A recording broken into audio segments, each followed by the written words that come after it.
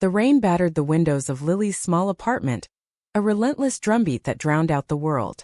Emma clutched her mug of chamomile tea, her heart racing as she stole a glance at Lily, who was sprawled on the couch, laughing at some forgotten joke. In that moment, Emma realized she wasn't just staying over at her friend's house. She was falling hard into something she couldn't name. They'd known each other since college, two misfits in a sea of frat parties and lecture halls. Emma, 25, was the quiet one, her hazel eyes always searching for meaning in the chaos of life. She'd grown up in a conservative town in Ohio, where love was a word reserved for church sermons and straight couples in white picket fences.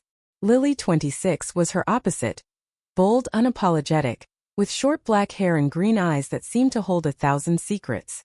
She'd moved to this sleepy Massachusetts town after graduation, chasing freedom from her own rigid upbringing in Texas.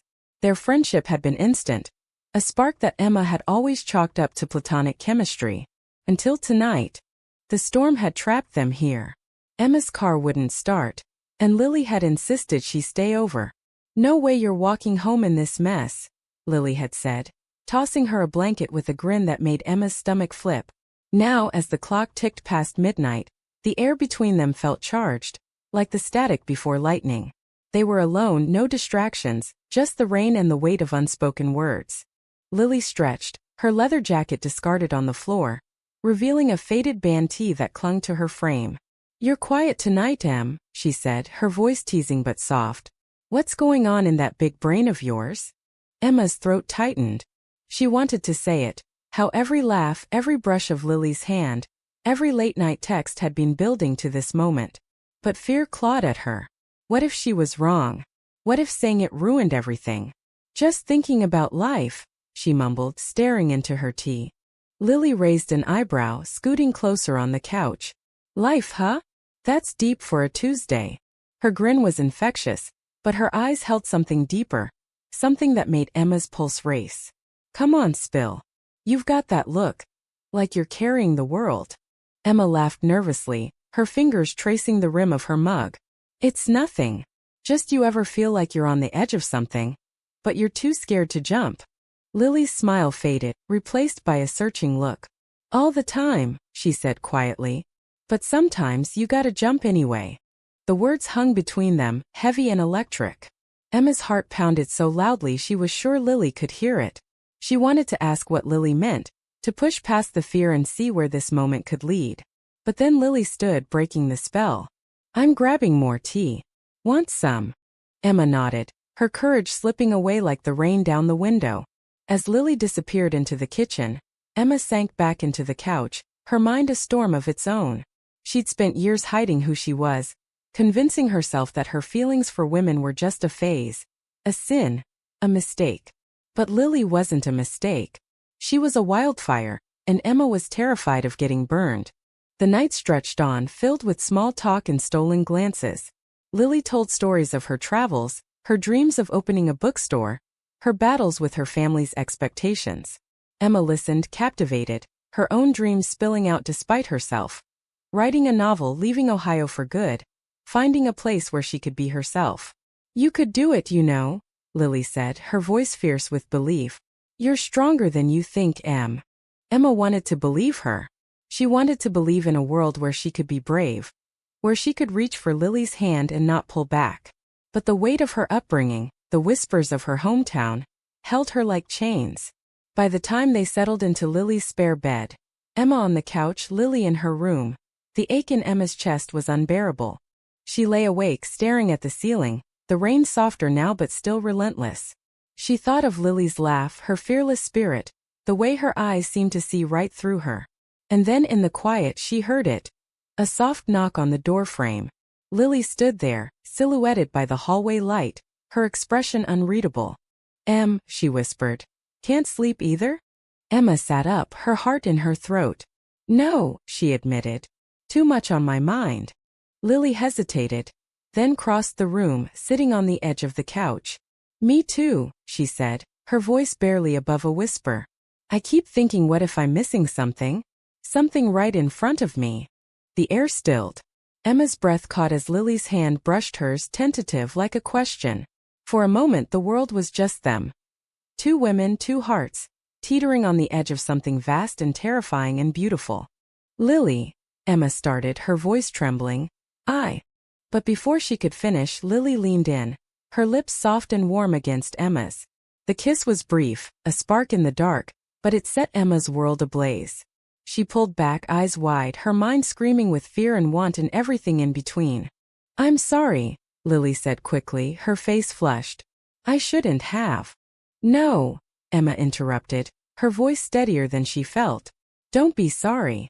They stared at each other, the rain a distant hum, the world holding its breath. Emma knew this was the edge she'd been afraid to jump from. But as she looked into Lily's eyes, she realized something else. She wasn't alone. Not anymore.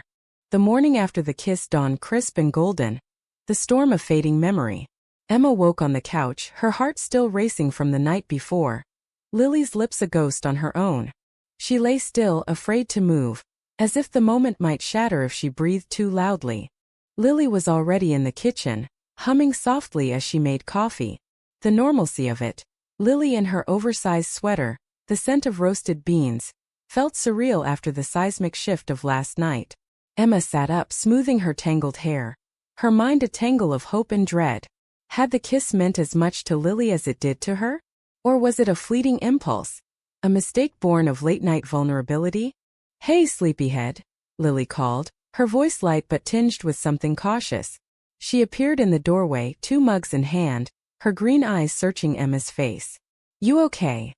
Emma nodded, though her stomach churned. "Yeah, just processing." Lily handed her a mug and sat across from her, the space between them feeling both too vast and too small. "About last night," Lily started, then stopped, her fingers tightening around her mug. "I didn't mean to push you. If it was too much." "It wasn't," Emma said quickly, surprising herself. She met Lily's gaze, her heart pounding. "It was everything." Lily's face softened, a slow smile breaking through. "Yeah?" she asked, her voice barely above a whisper. "Because I've been wanting to do that for a long time." The confession hit Emma like a wave, washing away her doubts. She wanted to laugh, to cry, to pull Lily close and never let go. But the weight of her past still lingered, the years of hiding, the fear of judgment, the voice in her head that whispered she didn't deserve this. "I've wanted it too," she admitted, her voice small. "But I'm scared, Lily. I've never let myself feel this way." Lily reached across the table, her hand covering Emma's. "You don't have to be scared alone," she said. "We can figure it out together." The words were a lifeline, and Emma clung to them. Over coffee they really talked for the first time. Emma shared the suffocating weight of her upbringing, the sermons that branded love like hers as wrong, the family she distanced herself from to survive. Lily listened, her eyes fierce with understanding, and shared her own story, coming out in high school, the fights with her parents, the freedom she'd found in this quiet town. "It's not easy," Lily said, "but it's worth it. Being who you are. It's worth everything." They spent the day together, the tension of the night before easing into something softer, more tentative. They walked through the town's autumn streets, leaves crunching underfoot, their hands brushing but not quite holding. Emma felt like she was waking up, seeing the world in colors she'd never noticed before. Lily pointed out her favorite bookstore, a cozy shop with mismatched chairs and a cat named Whitman. "This is where I want my store to be," she said, her eyes bright with dreams. "A place where people can just be."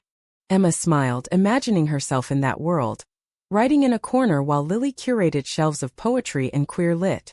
It felt like a fantasy too good to be true.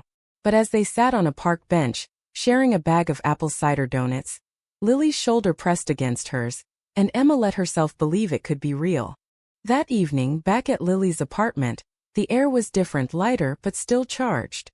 They cooked dinner together, laughing as they fumbled with a recipe for mushroom risotto. Lily teased Emma about her knife skills, and Emma flicked water at her, the playful ease of it loosening the knot in her chest. But as they ate, the conversation turned serious again. "What happens now?" Emma asked, her fork hovering over her plate. "I mean us. This." Lily set her fork down, her expression thoughtful. "I want there to be in US," she said. "But only if you're ready. I know it's a lot, Em. I know what it's like to feel like you're betraying everything you were taught. Emma's eyes stung. She thought of her parents, their disappointment if they knew. She thought of her small apartment back in Ohio, the life she'd built to keep herself safe. But then she looked at Lily, at the warmth in her eyes, the courage in her voice, and she knew she couldn't go back to that half-life. I want this too, Emma said, her voice steady despite the tears. I want you.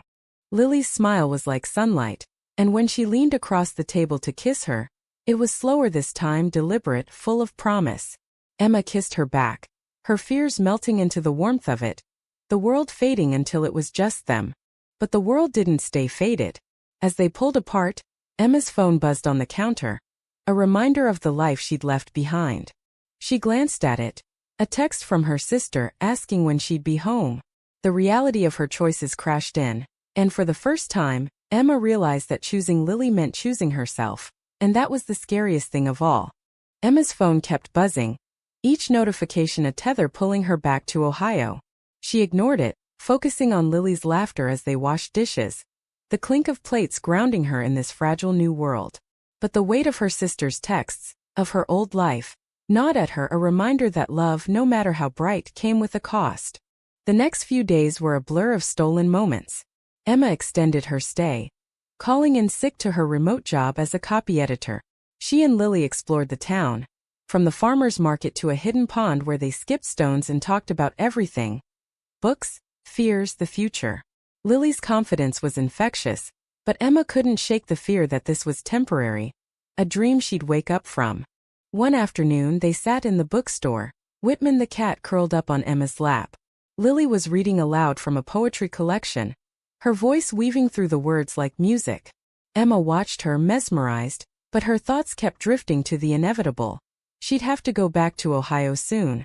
Her lease, her job, her family. They were all waiting, demanding answers she didn't have. You're doing it again, Lily said, closing the book. That faraway look. Talk to me, Em. Emma hesitated, stroking Whitman's fur. I'm just scared of what happens when I leave, she said. This feels so right, but my life back home, it's like a different world. My family, they won't understand. They'll hate me. Lily's face softened, but there was a fire in her eyes. They don't get to define you, she said. I know it's hard. My parents didn't speak to me for a year after I came out. But you can't live for them, Em. You have to live for you.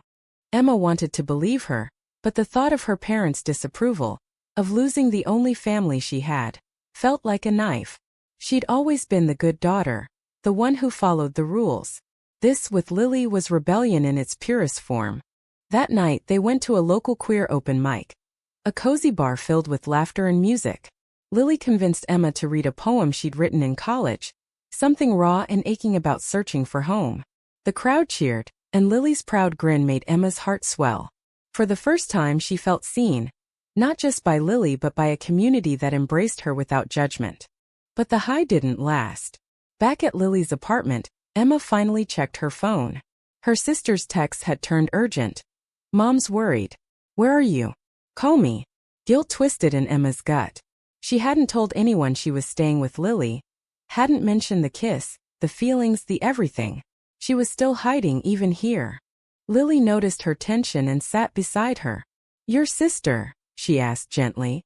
Emma nodded, tears prickling. I don't know how to tell her. I don't know how to tell anyone. Lily took her hand, her touch steady. You don't have to do it alone, she said.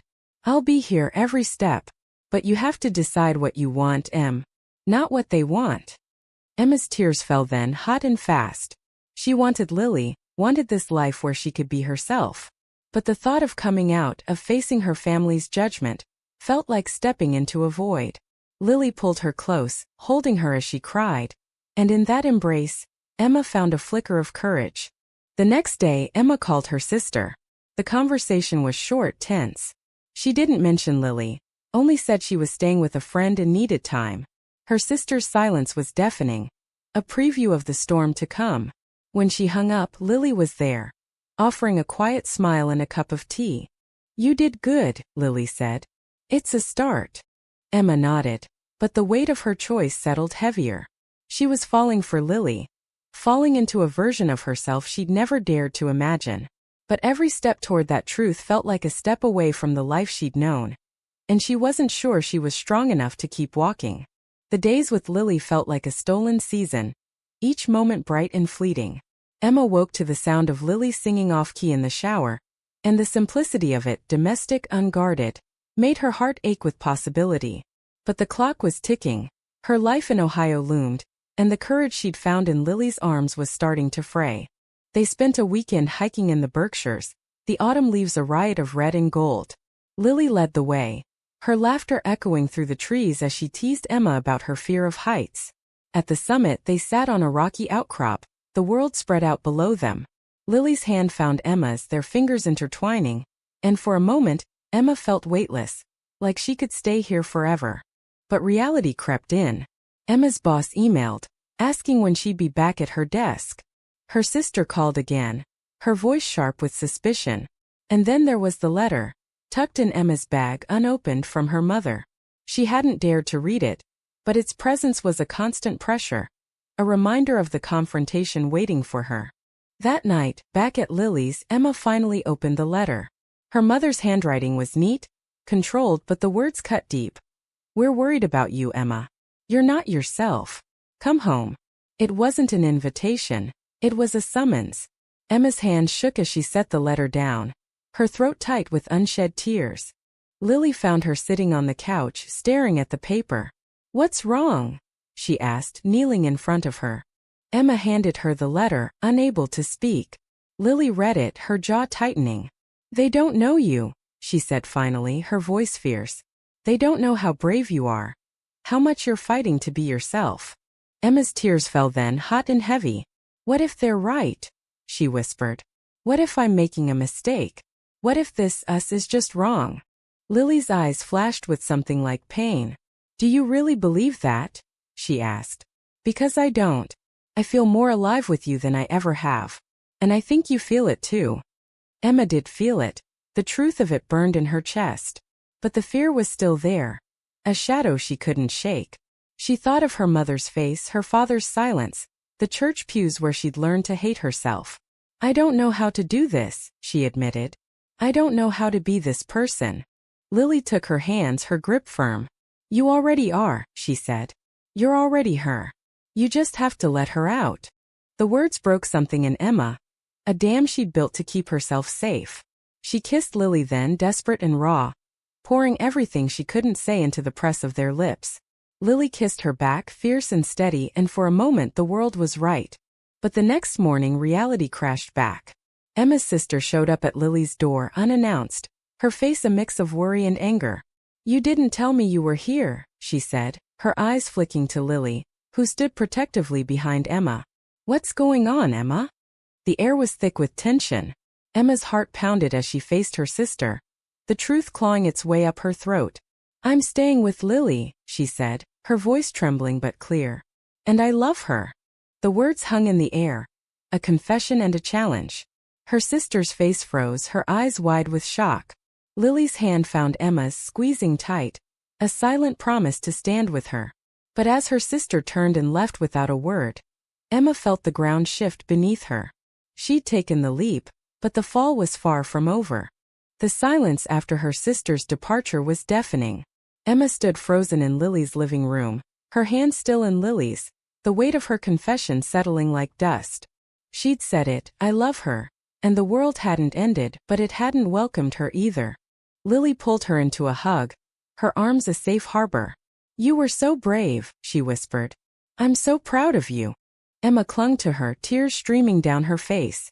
"She hates me," she choked out. "They all will." "They won't," Lily said fiercely. "And if they do, that's their loss. You're enough, Em. You're more than enough." The next few days were a storm of emotions. Emma's sister didn't call, didn't text. The silence was a wound, but Lily was there, steady and warm, helping Emma navigate the wreckage. They talked late into the night, planning a future that felt both impossible and inevitable. Emma decided to stay in Massachusetts, to leave Ohio behind. It was terrifying, but with Lily beside her it felt possible. They found a small apartment together, a place with creaky floors and a view of the maple trees. Emma started writing again, her words flowing freer than ever. Lily worked on her bookstore dream, sketching logos and scouring listings for the perfect space. They built a life, piece by piece, filled with quiet mornings and loud laughter, with love that grew stronger with every shared moment. But the past wasn't done with them. A month later, Emma's mother called. The conversation was tense, filled with long pauses and careful words. "I don't understand," her mother said, her voice tight. "But I don't want to lose you." It wasn't acceptance, not yet, but it was a crack in the wall. Emma held on to that, letting it fuel her hope. She wrote her mother a letter, pouring out her truth, her love for Lily, her need to be herself, her hope for a bridge between them. She didn't know if it would change anything, but it was a start. One evening, as winter settled over the town, Emma and Lily sat on their new balcony, wrapped in a blanket, watching snow dust the streets. Lily's head rested on Emma's shoulder, her breath warm against her neck. "You okay?" Lily asked, her voice soft. Emma nodded, a smile breaking through. "More than okay," she said. "I'm home." The journey hadn't been easy.